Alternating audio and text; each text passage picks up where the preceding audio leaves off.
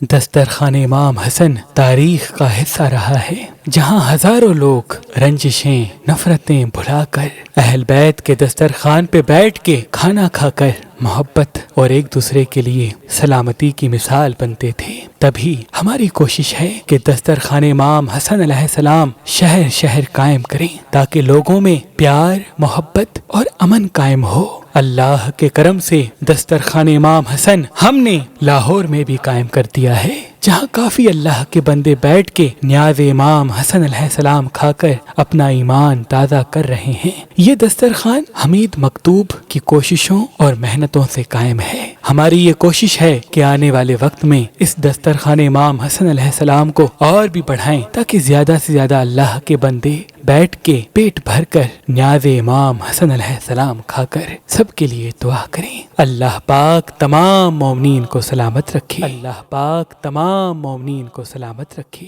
اللہ پاک تمام مومنین کو سلامت رکھے۔